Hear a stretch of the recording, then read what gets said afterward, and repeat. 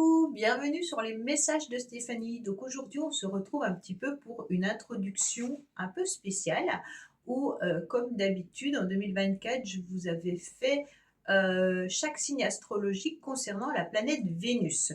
Donc pour voir pour vous sur chaque mois un petit peu ce qui va se passer au niveau émotionnel et amoureux.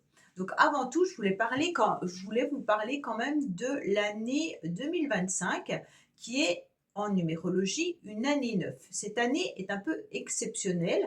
Après avoir passé une année 8 un petit peu compliquée et difficile sur plusieurs points, on voit que l'année 9, elle va nous demander à faire un grand nettoyage, un grand balayage de ce qu'on ne veut plus trop dans sa vie. Alors bien entendu, c'est la fin des cycles, hein. On passe sur une vibration qui est le lâcher-prise et la préparation pour un nouveau chapitre. Ça veut dire que ce nouveau chapitre arrivera bien sûr en 2026. Mais avant de commencer quelque chose, il faut un petit peu clôturer tout ce qu'on n'a plus besoin et puis aussi terminer ce qu'on a commencé. Donc il y a aussi une situation de pardon et de guérison dans certaines relations.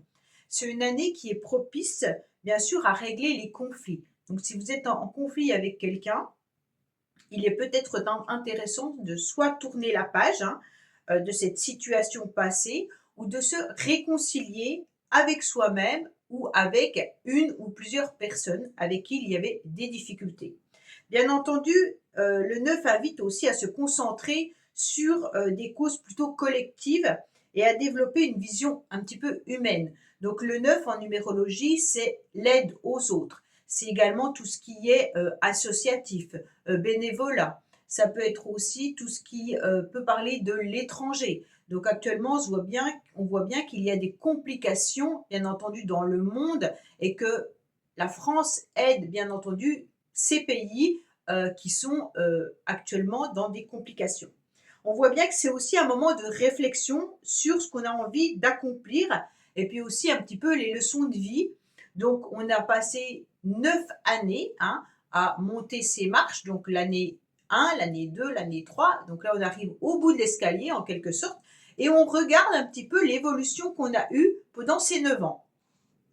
Et donc, on est en train de voir ce qu'on a envie de garder depuis ces 9 années et ce qu'on n'a plus envie de garder.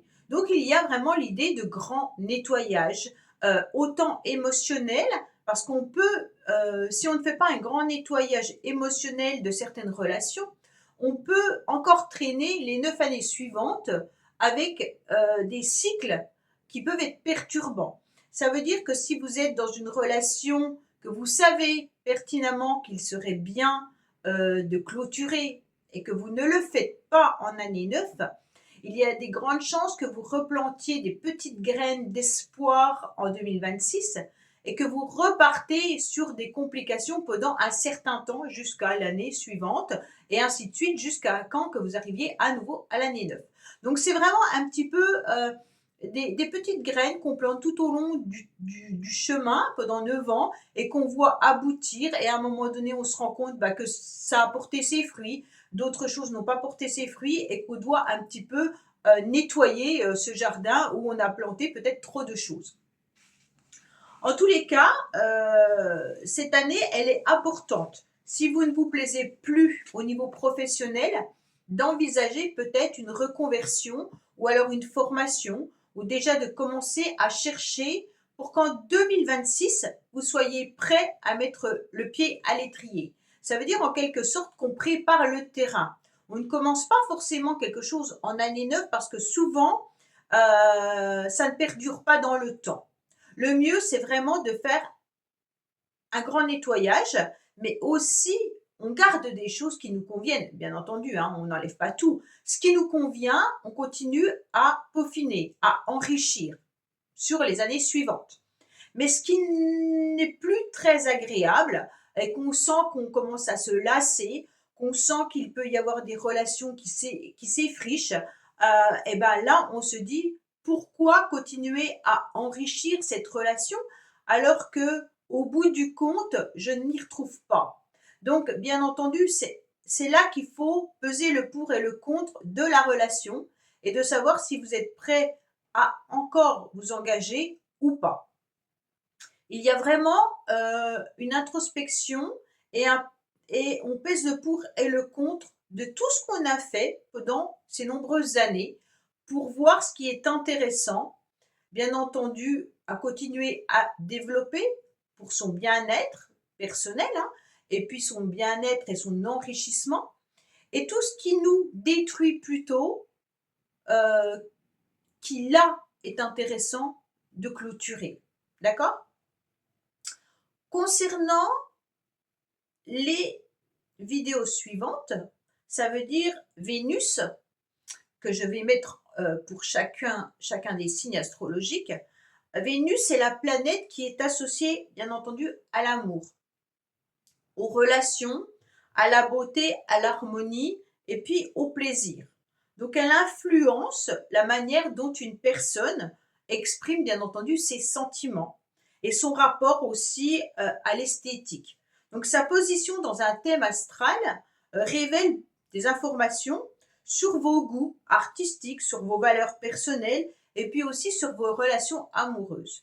Donc bien entendu, pour chaque signe, je vais vous dire au mois de janvier, c'est comme ça, au mois de février, ça sera comme ça, au mois de mars, ça sera comme ça.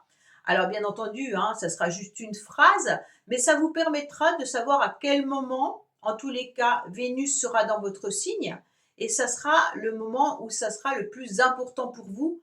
Alors des fois, Vénus vient plusieurs fois dans le même signe astrologique, donc elle peut repasser parce qu'il y a une autre planète qui a rétrogradé, et donc ça permet d'avoir Vénus 2 fois dans son année. Donc c'est intéressant parce que là, c'est un petit peu bingo en quelque sorte, hein, un peu la chance, d'accord? Donc c'est une période où on a beaucoup de charme, beaucoup d'harmonie, où c'est que la relation avec l'être aimé est beaucoup plus importante. Si on est célibataire, bah, qu'on peut rencontrer quelqu'un de plus intéressant. Voilà. Et neutre, bah, c'est qu'il ne se passe pas forcément grand-chose.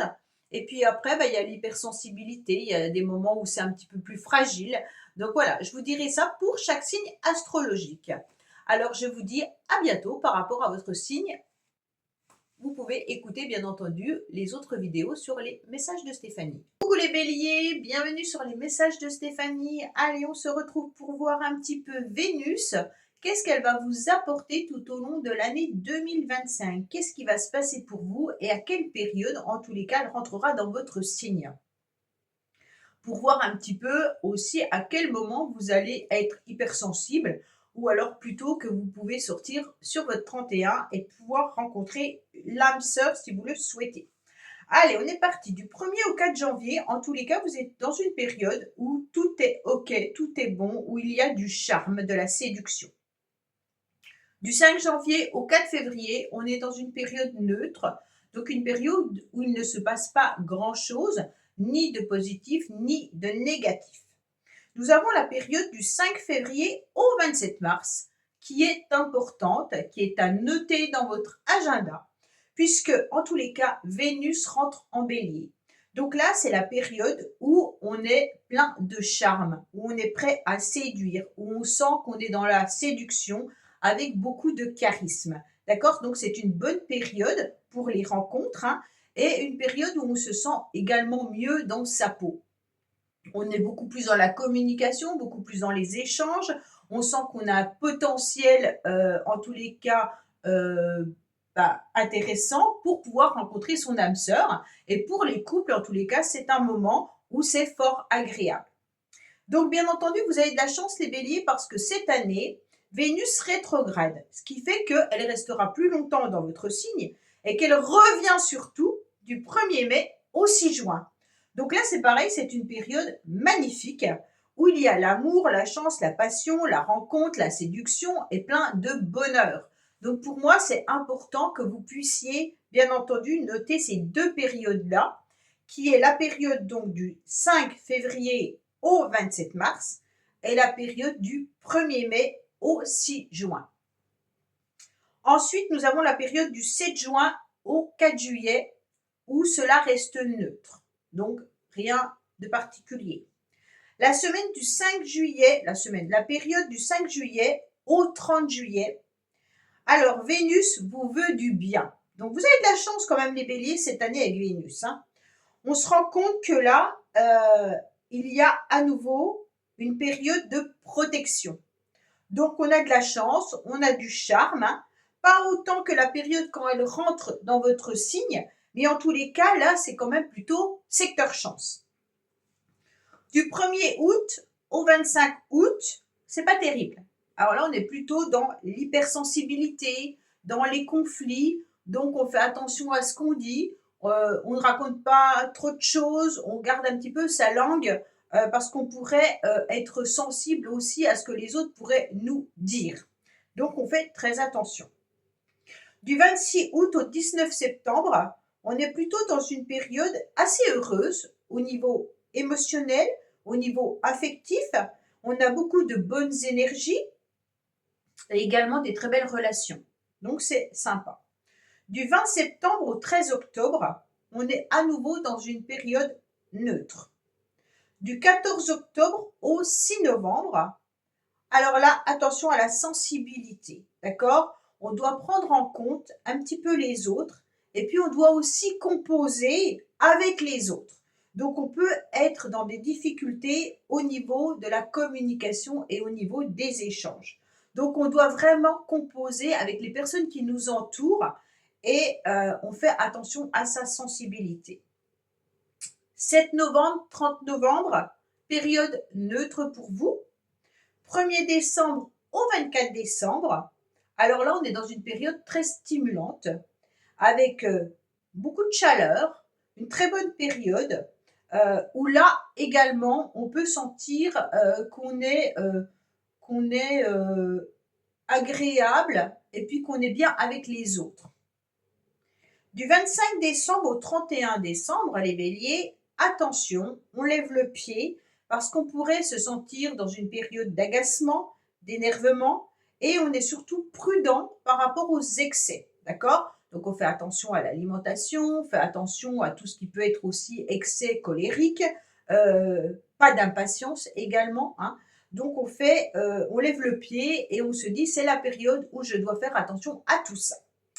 Voilà les béliers, bah écoutez, j'espère que ça vous aide hein, un petit peu à savoir à quelle période vous vous sentirez un petit peu mieux et d'autres un petit peu plus influençables.